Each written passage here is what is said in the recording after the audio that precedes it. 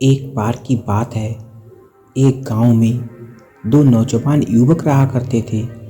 उन दोनों नौजवानों ने बहुत ही अच्छी शिक्षा ग्रहण कर रखी थी, शास्त्रों का अध्ययन कर रखा था, अपने घर से अच्छे संस्कार मिल रखे थे। लेकिन जिस गांव में वो रहते थे, उस गांव में प्रेम नाम की कोई चीज ही नहीं थी। उस गांव के लोग बहुत ही बदमाश और उद्दंड प्रवृत्ति के थे। वो आपस में लड़ते रहते थे। छोटी छोटी बातों को लेकर आपस में बहुत बड़ी लड़ाइयाँ हो जाया करती थीं।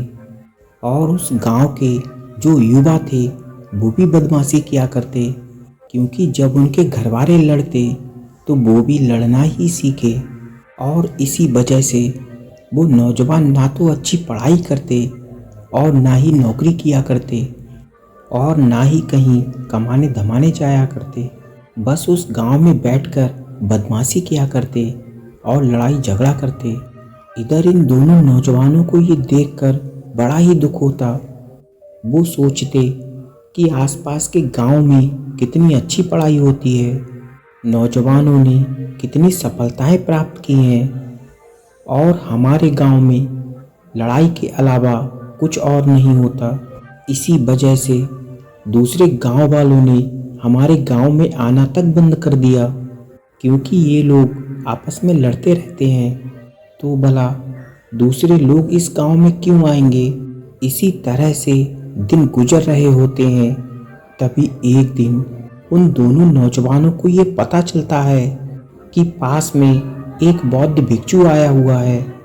उसके बाद वो दोनों नौजवान उन बौद्ध भिक्षु के पास जाते हैं। उन बौद्ध भिक्षु को प्रणाम करके वहीं पर बैठ जाते हैं। तभी वो बौद्ध भिक्षु उन दोनों नौजवानों की तरफ देखकर उनसे पूछते हैं कि आप भला क्या पूछने आए हैं। तभी वो दोनों नौजवान अपने गांव की पूरी कहानी सुनाते हैं और कहते हैं कि महाराज जी, हमारे गांव के लोग तो बहुत बदमाश हैं। उन लोगों को तो प्रेम से रहना आता ही नहीं है, बस वो लड़ते ही रहते हैं। छोटी छोटी बातों को लेकर आपस में इतना बड़ा झगड़ा हो जाता है कि मारने और मरने तक की बात आ जाती है। और इस गांव के जो युवा हैं, उन्होंने भी अपने बुजुर्गों से सिर्फ यही सीखा है, केवल और केवल लड़ना झगड़ना। ना तो पढ़ाई पर ध्यान देते हैं और ना ही पैसा कमाने पर ध्यान देते हैं। आसपास के गांव के लोगों ने तो अच्छी सफलताएं प्राप्त कर रखी हैं, लेकिन इधर हमारे गांव के लोगों ने सिर्फ लड़ाई ही सीखी है। और इस लड़ाई झगड़े के चक्कर में हमारे गांव की तरफ लोग देखते तक नहीं हैं। इसी वजह से हमारा गांव काफ़ी पिछड़ा हुआ है और कोई संत भी वहां जाकर अपना प्रवचन नहीं देते, ताकि हमारे गांव के लोग भी प्रेम से रहना सीख लें। वो लोग तो संत महात्माओं के साथ भी मारपीट कर देते हैं। और हमारे गांव में ना तो कोई पाठशाला है और ना ही वो बदमाश लोग साफ सफाई पर ध्यान देते हैं। इसीलिए वो लोग बार बार बीमार पड़ते रहते हैं। तभी पास में बैठा वो दूसरा नौजवान कहता है कि महाराज जी, आप ही बताओ, भला इस गांव में कैसे रहा जाए। हमें बहुत डर लगता है, कृपया करके आप ही हमें कोई रास्ता बताइए। क्या हमें वो गांव छोड़कर चले जाना चाहिए? हम अपने जीवन में बहुत कुछ करना चाहते हैं। उसके बाद वो संत महात्मा कहते हैं कि ठीक है, मैं आपको इसका रास्ता ज़रूर बताऊंगा, लेकिन उससे पहले आप एक काम कर दो। उसके बाद वो संत महात्मा कहते हैं कि आपको सामने जो बगीचा दिख रहा है, वहाँ से जाकर आपको सफ़ेद फूल लाने हैं। उसके बाद वो नौजवान कहते हैं ठीक है महाराज जी, हम अभी जाकर ले आते हैं। उसके बाद वो महात्मा कहते हैं लेकिन एक बात का ध्यान रखना, जब तुम उस बगीचे में जाओगे तो रास्ते में बहुत ही खतरनाक कुत्ते बैठे रहेंगे।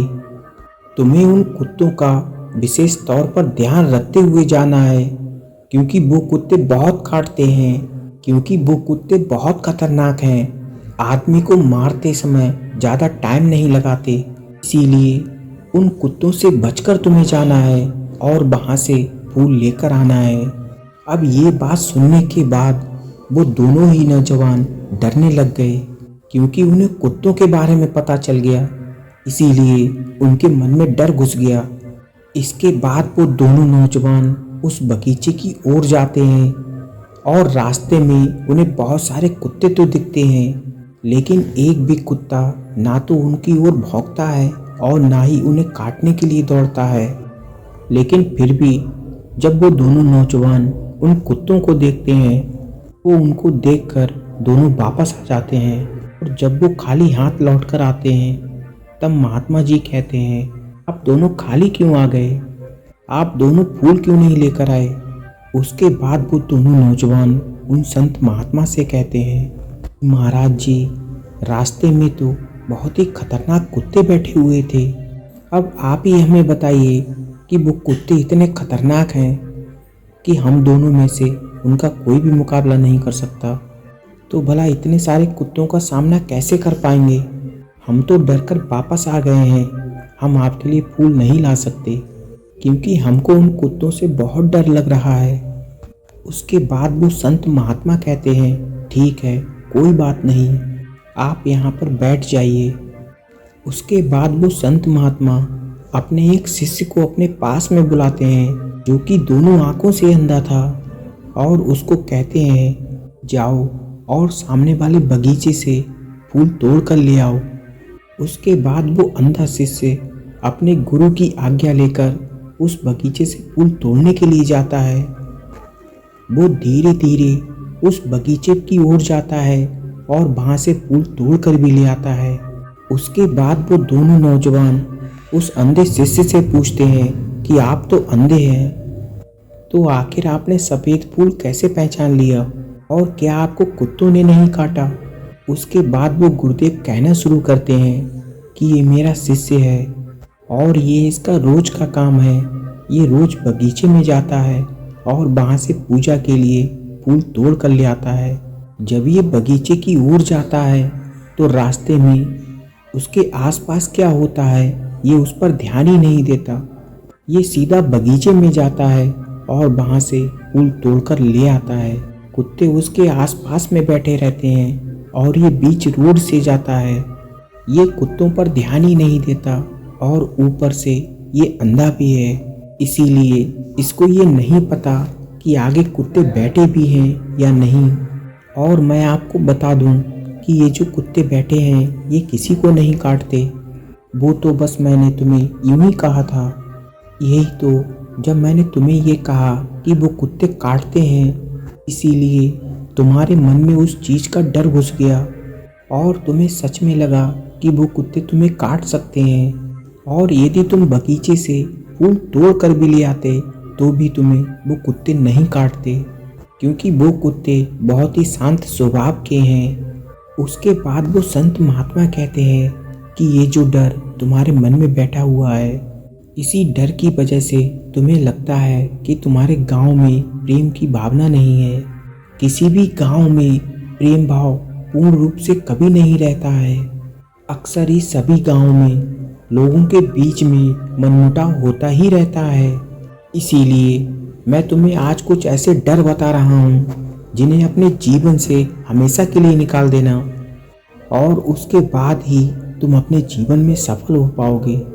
उसके बाद वो संत महात्मा कहते हैं कि सबसे पहला जो डर है वह है आलोचना का डर। दुनिया के ज़्यादातर लोग अपने हुनर को इसलिए फॉलो नहीं कर पाते हैं क्योंकि उन्हें लगता है कि लोग क्या कहेंगे, और आपके अंदर भी वही डर है। आप सोच रहे हो कि यदि आप अपने गांव से कुछ अलग कार्य करोगे तो लोग हमारा मजाक उड़ाएंगे, लेकिन आप लोग इतिहास उठाकर देखिए, जिन पर ये संसार हंसा है उन्हीं ने इतिहास भी रचा है। तो लोगों की आलोचना से कभी मत डरिए। दूसरा जो सबसे बड़ा डर है वो है हमारी जिंदगी से किसी इंसान के चले जाने का डर।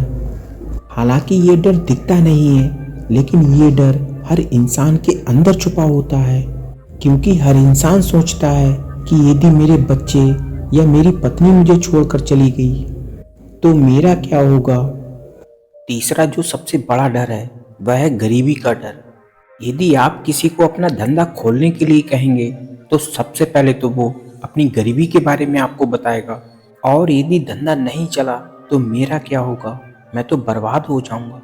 यदि बड़ी बड़ी कंपनी वाले लोग ये सब सोचते तो शायद आज उनके पास बड़ी बड़ी कंपनियां नहीं होती। क्योंकि लक्ष्मी के आने जाने से डरो मत, क्योंकि लक्ष्मी तो आती जाती ही रहती है। यदि आप इस डर से डरोगे तो गरीबी आपका पीछा कभी नहीं छोड़ेगी। इसलिए दोस्तों, आप अपनी गरीबी के बारे में किसी को मत बताइए। चौथा जो सबसे बड़ा डर है वह है वृद्धावस्था का डर। क्योंकि लोगों को डर लगता है कि मेरी उम्र तो यार 35-40 साल हो गई है, आखिर अब मैं क्या करूँगा, मैं तो जल्दी बूढ़ा हो जाऊँगा। इसीलिए दोस्तों, बहुत से लोग ऐसे होते हैं जो जीवन में सफल नहीं हो पाते क्योंकि उनकी उम्र निकल जाती है। लेकिन दोस्तों, एक बात हमेशा याद रखना, सफलता की कोई उम्र नहीं होती। पांचवा और अंतिम डर वह है बीमारी का डर। दोस्तों, आप अपने मन में कभी भी बीमारी के प्रति बुरे विचार मत लाइए कि यार मुझे ये हो गया। आप जरा इतिहास उठाकर देखिए, कितने लोग ऐसे हैं जिनके पैर नहीं, जिनके हाथ नहीं, फिर भी वो सफल हुए हैं। इसीलिए दोस्तों, आप अपने मन से ये डर निकाल दीजिए कि मुझे कहीं बीमारी ना हो जाए। तो दोस्तों, आज की वीडियो में बस इतना ही। यदि हमारी वीडियो पसंद आई है तो वीडियो को लाइक और चैनल को सब्सक्राइब जरूर कर देना। मिलते हैं अगली बार इसी तरह की और रोचक भरी जानकारी में। तब तक के लिए अपना और अपनों का ख्याल रखें। धन्यवाद।